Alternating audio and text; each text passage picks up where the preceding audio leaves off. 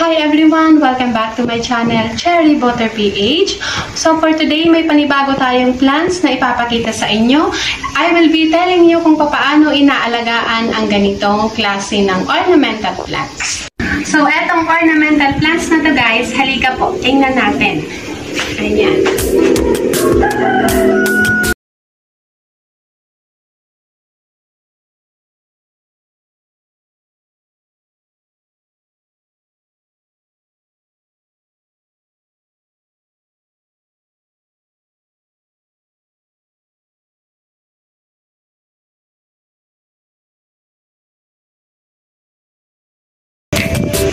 So, etong ornamental plants na to guys, madalas napagkakamalan siya kung ito ba ay wave of love, kung ito ba ay renaissance.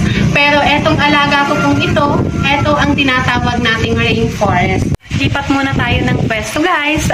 Medyo mas maayos dito kasi yung position natin kanina is medyo against the wind type. So, ang rainforest na ito ay isang variety ng anthurium.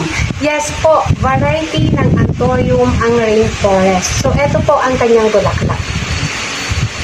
Ayan.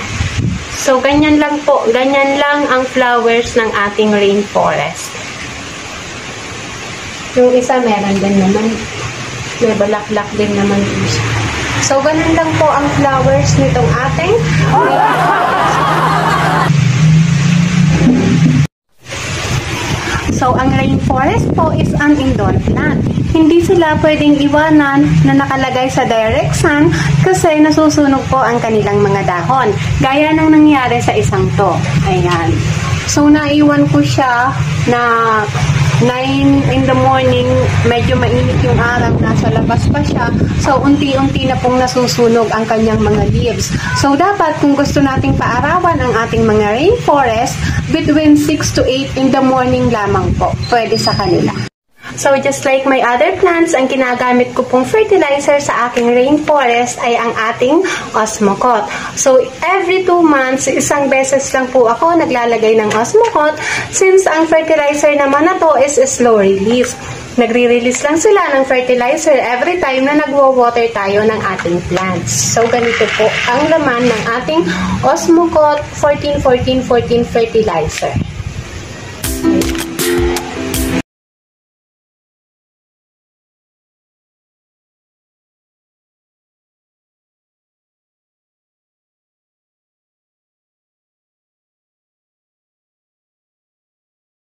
Lang natin siya on top ng soil ng ating plants, and then after nyan, proceed na po tayo sa watering ng ating rainforest. Ayan.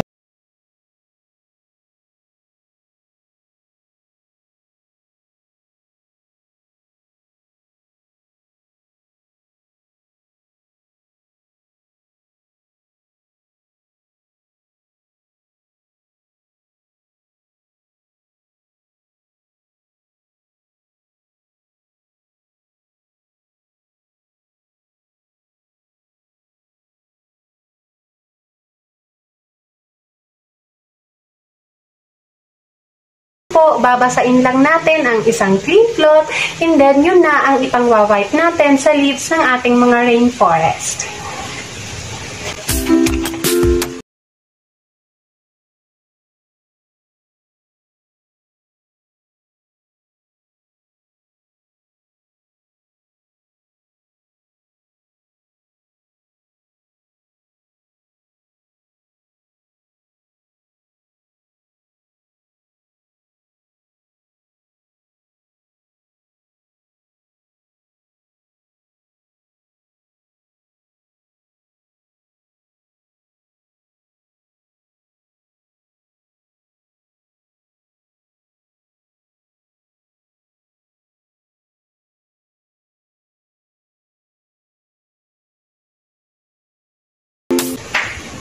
So, kung mapapansin nyo guys, medyo naging shiny ang dahon ng ating mga rainforest kasi natanggalan sila ng dust. Isang reason din kung bakit ko sila pinupunasan for today is kasi ipapasok ko na po sila sa loob ng bahay. Kasi kung mapapansin nyo kanina, medyo mahangin na po kasi nga as of now, signal number 1 na po ang Camarines Sur. So, eto ang isa sa mga challenge guys kapag kayo ay isang plantita. Kapag ang inyong lugar is a typhoon prone area. So, medyo mahaba-habang pasensya sa pagtatago ng ating mga pinakaiingatang halaman kasi anytime soon pwede silang ilipad or sirain ng bagyo. Another one guys, kung bakit gustong-gusto ko ang rainforest is that ang kanilang mga leaves ay tumatagal ng 1 year before malanta.